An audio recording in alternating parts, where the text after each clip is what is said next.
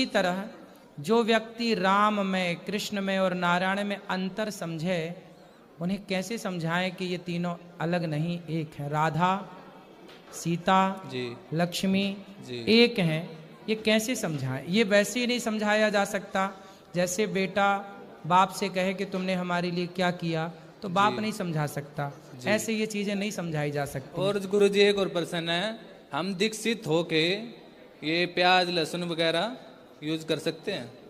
ना करें तो अच्छा है। जी, राधे राधे गुरु। राधे राधे।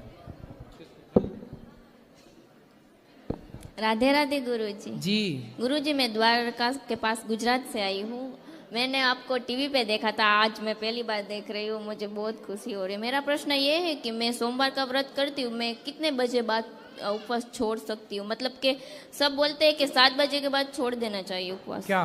उपवास खाना खा लेना चाहिए शाम के बाद। मैं तो 12 बजे के बाद दूसरे दिन उपवास छोड़ती हूँ। तो कब? कौन सा व्रत रखती हैं आप? सोमवार। सोमवार, ठीक है। तो आप सोमवार का व्रत पूरा होने पर फलाहार कर सकते हैं। रात को?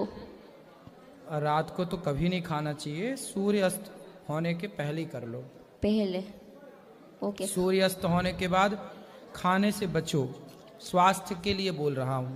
ओके। और गुरुजी, मेरा ये प्रश्न है कि 4 युग है, उसमें सबसे बड़ा कलयुग है, तो भगवान कलयुग सबसे छोटा है, छोटा है? अच्छा। सतयुग सबसे बड़ा है। अच्छा, तो भगवान ने क्यों एक ही अवतार लिया? कलयुग में ज्यादा भी ले सकते थे, 1-2। तो आपको कितने अवतार चाहिए? नहीं, मुझे नहीं चाहिए, बट एक ही क्यों? एक ही क्यों? 24 हैं भगवान के। बट कलयुग में एक ही क्यों? नहीं, कलयुग में भी 2 हैं, बुद्ध भगवान और कल्कि। अच्छा। कलयुग में एक हो चुका बुद्ध भगवान, बुद्धावतार, एक होगा कल्कि, तो कलयुग में भी 2 हैं। ओके, ठीक है। और गुरुजी, मैं आपके लिए कुछ लाई हूँ, वहाँ के दे सकती हूँ प्लीज? दे दीजिए यहीं से। प्लीज, वहाँ से गुरुजी। कोई बेटा है, देना ही तो है, यहाँ से तो यहाँ से एक ही बात है। प्लीज गुरुजी, प्लीज, इतनी दूर से प्लीज गुरुजी। हाँ, यहीं से दे दो बेटा, चीजों को ठीक। यहीं से दे सकते हैं आप, दे दो। लाओ, हम स्वीकार करते हैं आपकी हर वस्तु को। लाइए ना, मैं ओढ़ लेता हूँ। ये लीजिए, ये लीजिए। हैं, अभी आप इसको ओढ़ लिए, प्रसाद है, आप रखो। अभी बैठिए, अभी बैठिए, अभी बैठिए, अभी मिल जाएगा। राधे राधे गुरुजी। जी, गुरुजी, संसार में कैसे जीना चाहिए?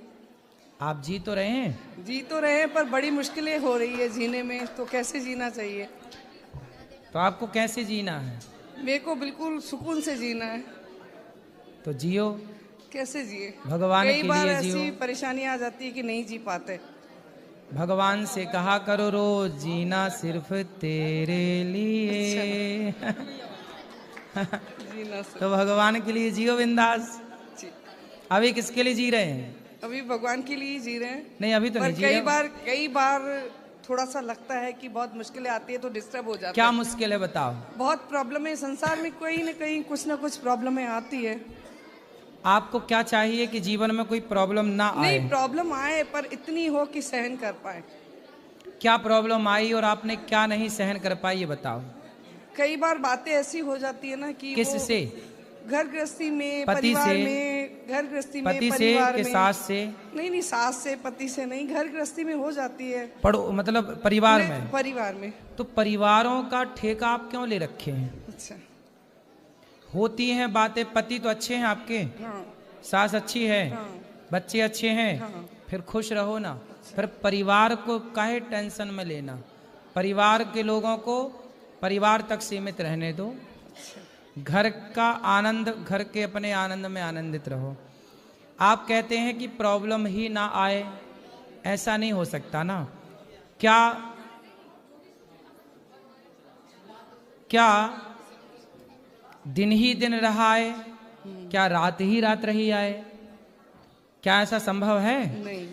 फिर आपने कभी वेंटिलेटर पर पड़े हुए व्यक्ति को देखा हो, तो वहां पर वेंटिलेटर में एक मशीन होती है पीछे, उसका नाम हम नहीं जानते, लेकिन उसमें लाइनें ऐसी ऐसी चलती हैं। मरीज जब लेटता है वहां, तो लाइन कैसी चलती है?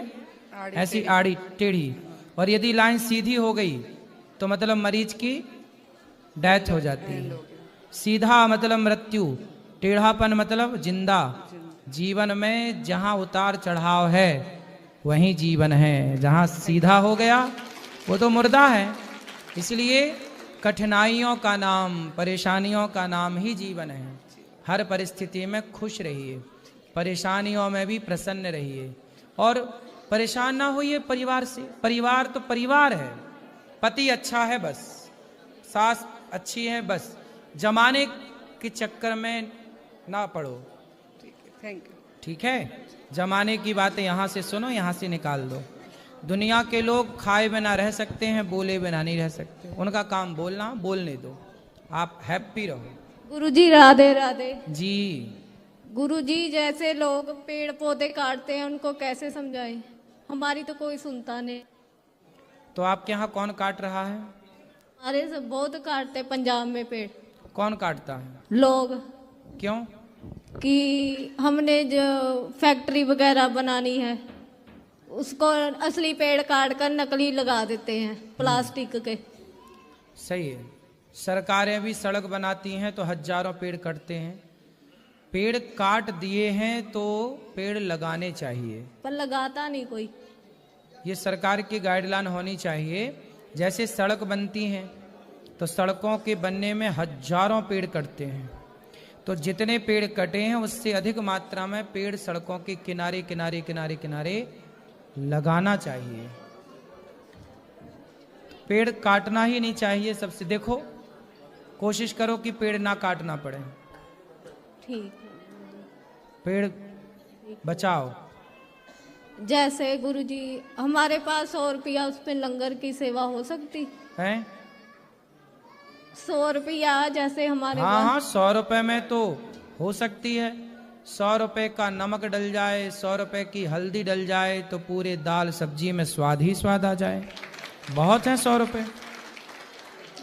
राधे राधे गुरुजी। 100 रुपए में तो कई किलो आटा आ जाए तो कितने लोगों की रोटी से पेट भर जाए। राधे राधे गुरुजी। मैं गुजरात जामनगर से स्पेशली आपसे मिलने आई थी जी, और मुझे आपसे मिलकर बहुत ही आनंद हुआ। मेरा प्रश्न ये है कि मैं जब उपवास रहती हूँ तो मेरे घर वाले, मेरे माताश्री और पिताश्री बोलते हैं कि उपवास नहीं रहना चाहिए क्योंकि भगवान उसके भक्त को भूखा नहीं देख सकते, वो भी दुखी होते हैं जब भक्त भूखा रहता है। तो मतलब घर वाले बहुत बड़े भुक्कड़ हैं। तो मुझे दिन भर खाना है, मुझे दिन भर उन लोगों खाना। को क्या कहना चाहिए? ऐसा है कि भगवान की भक्ति भूखे पेट और भरे पेट से मतलब नहीं है। भगवान ये नहीं कहते कि तुम हमारे लिए भूखे रहो, ये भगवान बिल्कुल नहीं कहते हैं। फिर भूखे क्यों रहा जाए? व्रत करने के 2 मूल कारण हैं। पहला कारण है कि व्रत करने से एक दिन हमने पेट को रेस्ट दे दिया तो हमारा स्वास्थ्य अच्छा होगा, पहला। दूसरा, व्रत का मतलब होता है प्रतिज्ञा।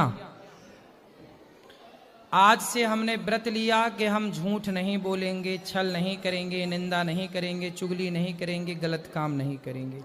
हर गलत काम को छोड़ने का व्रत लीजिए। तीसरा कारण, व्रत का मतलब होता है उपवास। उपवास बोलते ना, उपवास। जैसे उपराष्ट्रपति, ऐसे उपवास। भगवान के करीब जाने का नाम उपवास है। भगवान के पास पहुंचने का नाम उपवास। आज व्रत है तो आज अपने आप को भगवान की सेवा में इतना समर्पित कर दो, इतना डुबा दो भजन में, कीर्तन में, भगवान की सेवा में, कि पता ही ना चले कि आज हमने खाया भी कि नहीं खाया।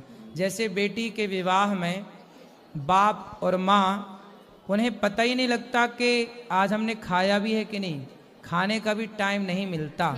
उसी तरह भगवान की भक्ति में ऐसे डूब जाओ कि रोटी छोड़ना ना पड़े, भोजन छोड़ना ना पड़े, जानकर छूट जाए ये सब भगवान के प्रेम में।